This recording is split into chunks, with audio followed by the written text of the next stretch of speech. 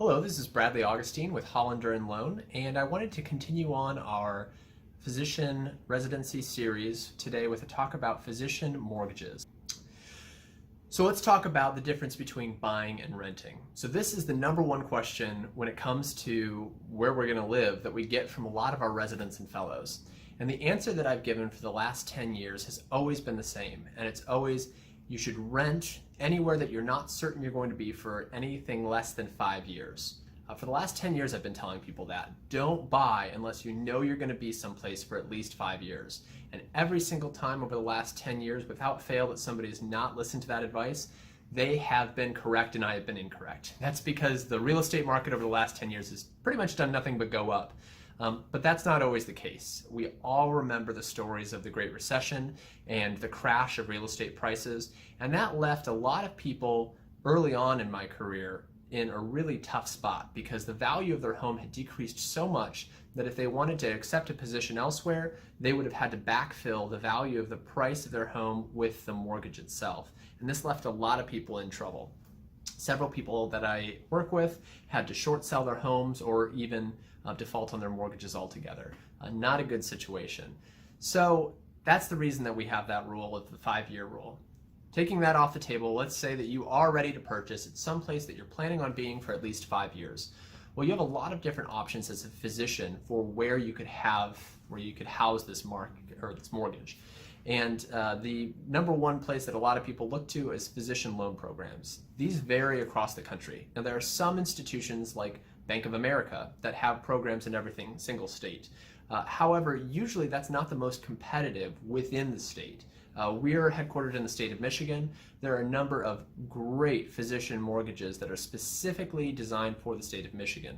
That's the case throughout the Midwest, all up and down the East Coast, and also on the West Coast as well. What really matters is looking into your individual state's available programs. That's something we can help you figure out which programs are available, and then they have dedicated staff people at each of those banks that specifically work with physician mortgages usually. Now, how does a physician mortgage work?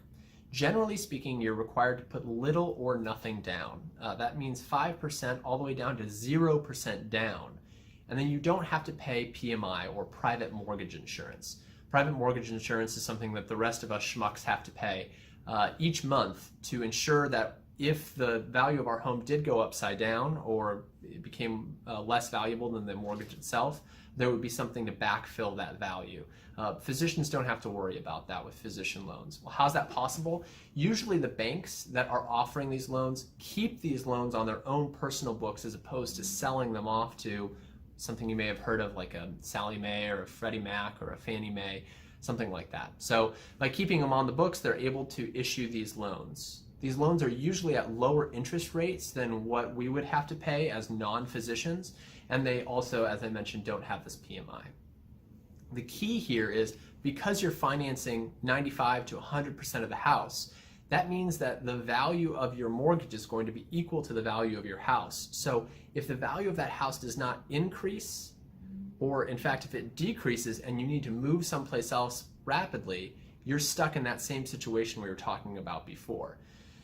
Now, the advantage of doing something like this is the interest rates today are still fairly competitive. You can get some great physician mortgages all the way up to 30 years at really nice rates. And the advantage is the money that you would have been putting into your mortgage, you could invest in and oftentimes make more in the market than you would have if the cost of the mortgage was extrapolated out. So there are certain advantages to putting less money down. Sometimes you still have to put money down, and that's fine. Especially if you're on the East or West Coast, even the best physician loan programs will require 5 to 10% down for what are known as jumbo mortgages. Jumbo mortgages are for values of homes more than $850,000. Now, for people living in the South or the Midwest, $850,000 might sound like a gargantuan mortgage. But on the East Coast, West Coast, that's not that abnormal, even for a normal family-sized house. So those are considered jumbo mortgages and you need to put more money down. However, it still is usually less than what you'd have to put down through a traditional, conventional mortgage or an FHA. For any other questions that you might have on this topic, please feel free to reach out.